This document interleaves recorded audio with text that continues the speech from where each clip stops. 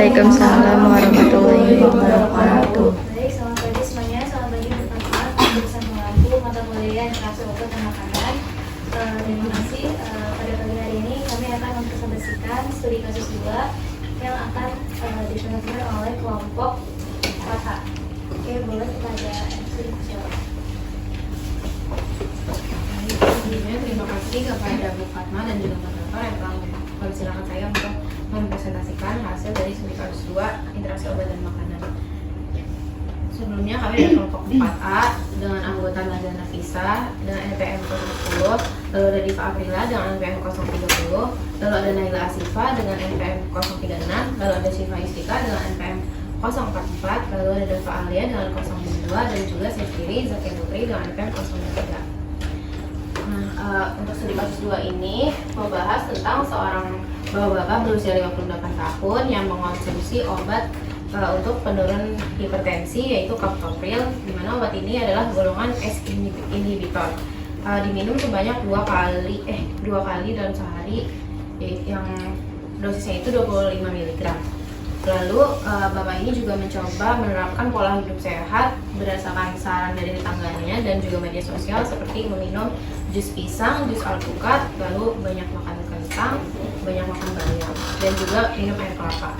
Lalu dalam 2 minggu terakhir bapak ini mulai merasakan keluhan seperti gampang lemas, lalu kesemutan pada tangan dan kaki, dan juga ritme jantungnya itu tidak teratur. Lalu setelah diperiksa, tekanan darahnya itu mencapai 120/80 mmHg, serta kadar kaliumnya itu tinggi dan mengindikasikan hiperkalemia.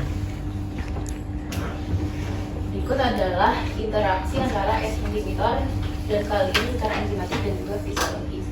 Yang pertama, obatnya ini, captopril ini, fungsinya itu untuk membuang kalium. Obatnya ini menurunkan angiotensin 2, di mana angiotensin 2 ini berfungsi dalam mekanisme aldosteron. Lalu aldosteron ini berfungsi untuk mengeluarkan kalium dalam tubuh.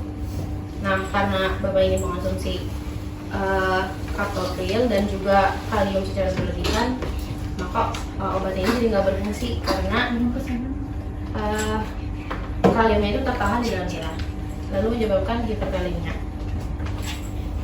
Untuk dampak klinis dan implikasi gizinya ini, pada kondisi normal natrium itu masuk dan juga kalium keluar, sehingga potensial membrannya stabil dan jantung menjadi normal.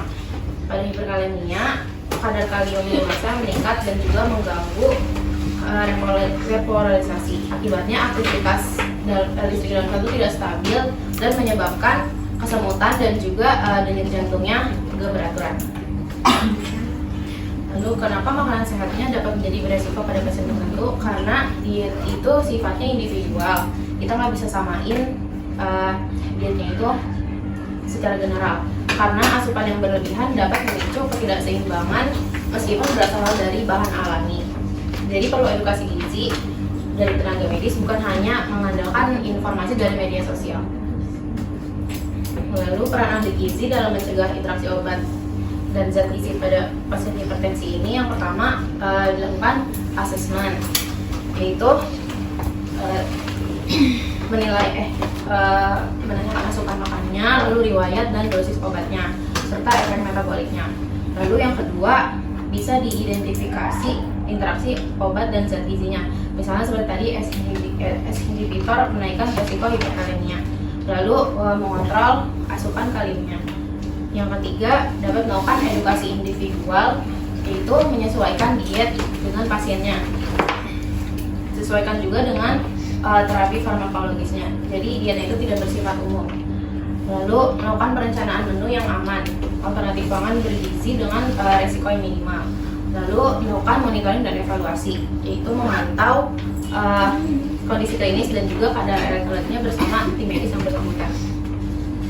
Untuk rekomendasi diet pada pasien pengguna S inhibitor ini, yang pertama membatasi asupan kaliumnya, yang tadinya 3.500 sampai 4.700 mg per harinya dikurangi menjadi 2.000 sampai 2.500 mg per harinya.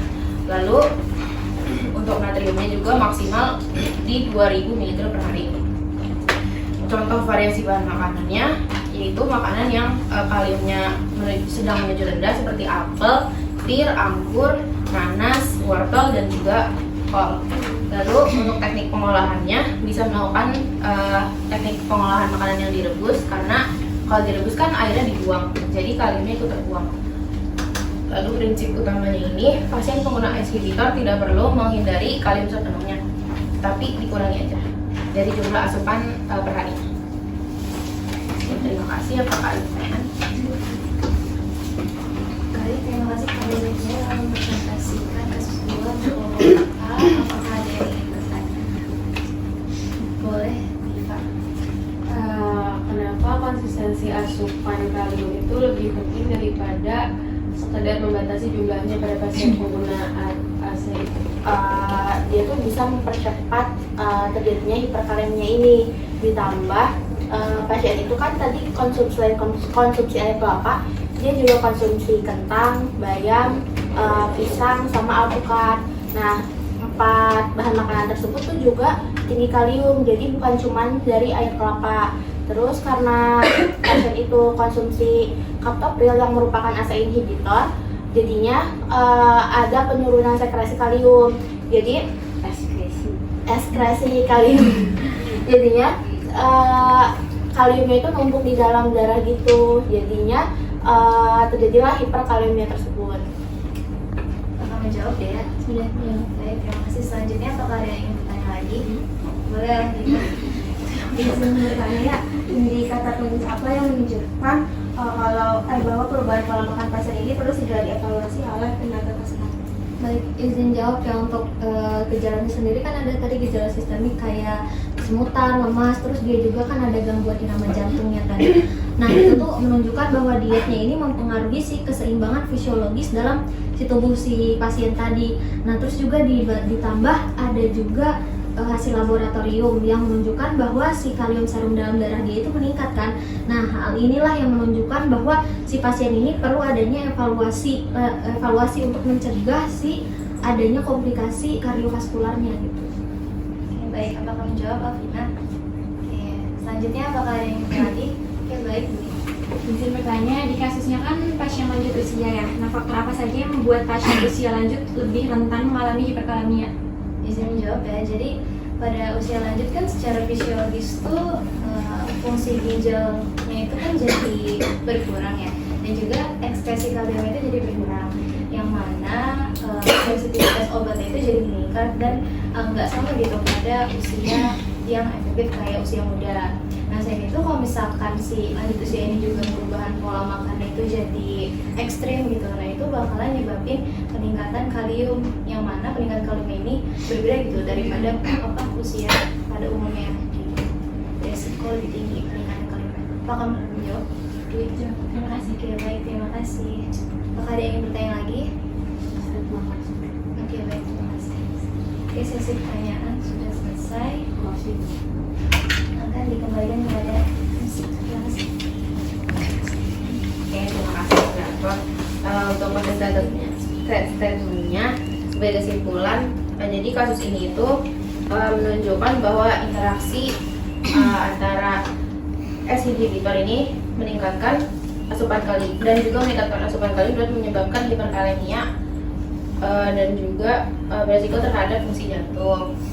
Hal ini menegaskan bahwa pola makan sehat tidak bisa disamaratakan karena pola makan sehat bersifat individu. Oleh karena itu, kolaborasi antara tenaga medis dan juga ahli gizi penting terhadap kasus ini. Terima kasih. Wassalamualaikum warahmatullahi wabarakatuh.